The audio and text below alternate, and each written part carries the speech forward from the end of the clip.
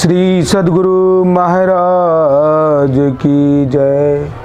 श्री सद्गुरु महाराज की जय। श्री सद्गुरु महाराज की जय। अब हम लोग श्रवण करते हैं संत शाही ज्ञान सागर से। अपनी दृष्टि को आत्मा की ओर करें। मंगल मूर्ति सतगुरु मिलबै सर्वाधार। मंगल में मंगल करन विनवो बारंबार। ज्ञान उदधि अरु ज्ञान घन सतगुरु शंकर रूप। नमो नमो बहुबार ही सकल स्वपूजन भूप। उपस्थित सत्संग प्रेमी महानुभावों, माताओं एवं बहनों, उत्तर गीता का एक श्लोक है। आहार निद्रा भय मैथुनं चो सामान्यमेतेत पशुर्भिः नाम ज्ञानं नरान मथिकं विशेषो ज्ञानेन हिनः पशु भी समाना। मनुष्य और अन्य जितने तरह के प्राणी हैं, उनमें विषयों का जो ज्ञान है वह सबको एक तरह है। जिस तरह से मनुष्य विषय सुख लेता है, उसी तरह से अन्य प्राणी भी लेते हैं। इस तरह हम देखते हैं तो मनुष्य और दूसरी योनियों के जीवों के व्यवहारों में कोई फर्क नहीं दिखाई देता है।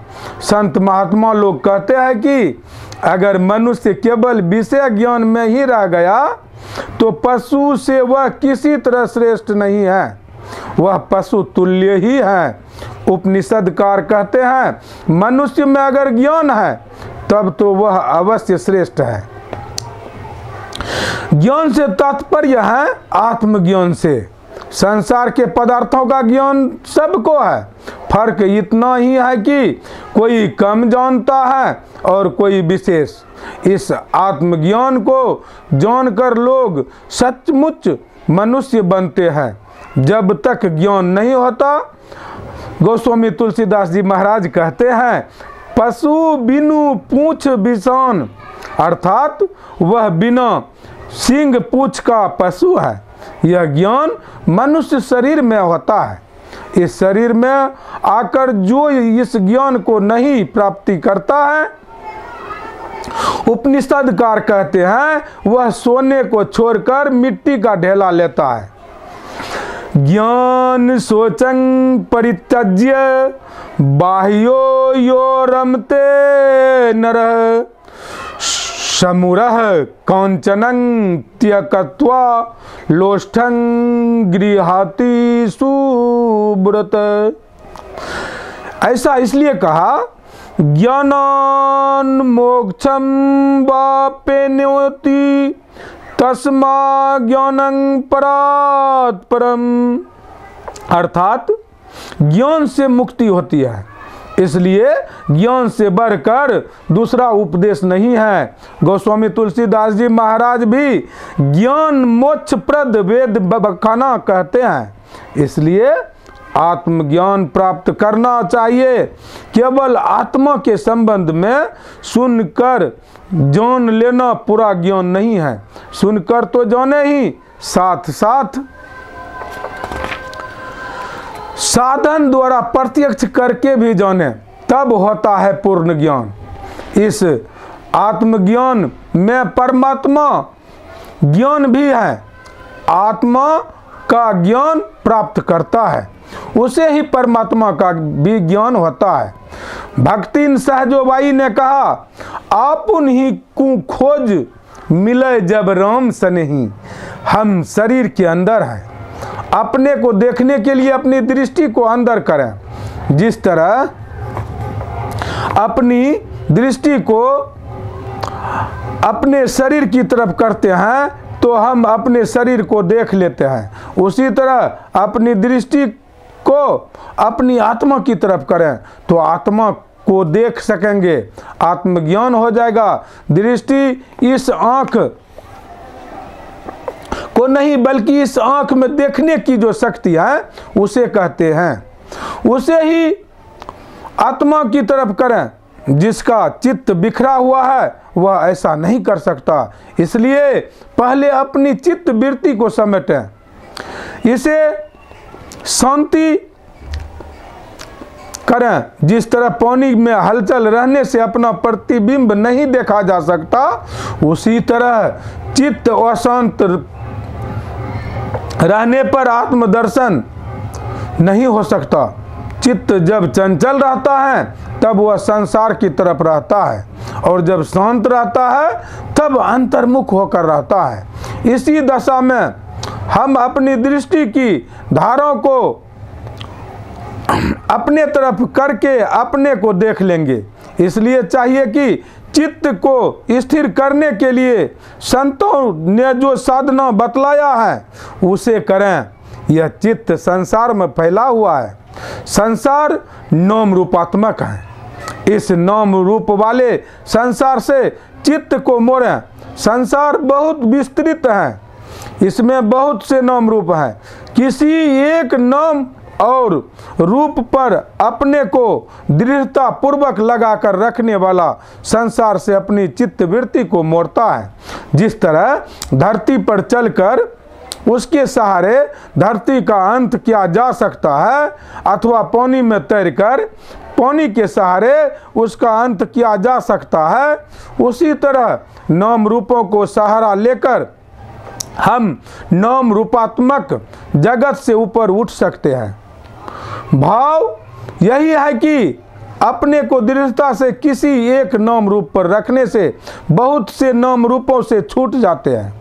जो बहुत से नाम रूपों से छूटकर एक पर रहेगा वह सिमटी हुई दशा में रहेगा, उसका चित्त शांत रहेगा, वह अपनी दृष्टि को अंतर में कर सकेगा। लोग ख्याल करते हैं कि वे कौन से नाम रूप हैं जिनके द्वारा अपने को अंतर्मुख करें। लोग राम राम, कृष्ण कृष्ण, शिव शिव, इस तरह के बहुत से नामों और उनके रूपों का जप और ध्यान करते हैं। तो इस तरह के जितने नाम रूपों का जप ध्यान है उनके संबंध में सोचता हूँ और उनके इतिहास को पढ़ता हूँ तो विदित होता है कि ये सभी नाम रूप श्रेष्ठ पुरुषों के हैं और ईश्वर के विभूति रूप है। इससे यह जानने में आता है कि अपनी श्रद्धा और विश्वास के मुताबिक किसी एक नाम और रूप को ले सकते हैं जिनमें शुभ गुण भरे हुए हों। किसी एक धर्मवान पुरुष के नाम रूप का अवलंब लेकर अपनी चित्त वृत्ति को नाम रूपात्मक जगत से समेटें और जप और ध्यान साधन के आरंभिक अंग है। साधन का प्रारंभ यहीं से होता है, लेकिन यह प्रेम पूर्वक होना चाहिए। संत कबीर साहब ने कहा है, प्रेम बिना जो भक्ति है सो निज डिंब विचार। जप और ध्यान के द्वारा अपने में वह शक्ति आ जाती है जिससे हम अपनी दृष्टि को अपनी तरफ कर सकते हैं। अपनी दृष्टि को अंतर्मुख करना ही दृष्टि साधन है। दृष्टि साधन करने वाला अपने अंदर देखता है, वह अपने को देखने के पहले अपने प्रकाश को देखता है, फिर शब्द को सुनते हुए अपने दर्शन करके परमात्मा को पा लेता है। इसीलिए संत महात्मा लोग कहते हैं कि दृष्टि साधन करो, परमात्मा के दर्शन हो जाएंगे। इस प्रकार जो साधन करता है उसके सारे बंधन छूट जाते हैं और वह परमानंद को प्राप्त करता है। जिस तरह किसी को रोग हो गया है और अगर वह उससे छूट जाए तो सुख का अनुभव करेगा, अथवा किसी को आजीवन जेल हो गया है, यदि वह उससे छूट जाए तो प्रत्यक्ष उसे सुख का अनुभव होगा। इसलिए अपने देश में लोगों ने पराधीनता मिटाने के लिए बड़ी लड़ाइयाँ लड़ी थी। इन सब छुटकारों से जो सुख होता है उससे अनंत गुना अधिक सुख अपने को माइक बंधनों से रहित करने पर होता है। आत्मा को बंधन रहित करने के साधन को जो नहीं जानते हैं उन्हें जान लेना चाहिए। अपने को पवित्र बनाकर रखें। अपने को पवित्र बनाकर नहीं रखने वाला इस पथ पर नहीं चल सकेगा। इसके लिए सदाचार का पालन करें। सदाचार के पालन से साधन में बल मिलता है। श्रद्धा पूर्वक साधन करने वाले का सदाचार भी मजबूत होता है। दोनों को दोनों बल मिलता है। इसलिए संत महात्मा लोग कहते हैं सदाचार का पालन करते हुए आत्म कल्याण का साधन करो, जो मनुष्य शरीर पाने का परम फल है। श्री सद्गुरु महाराज की जय। श्री सद्गुरु महाराज की जय। श्री सद्गुरु महाराज की जय।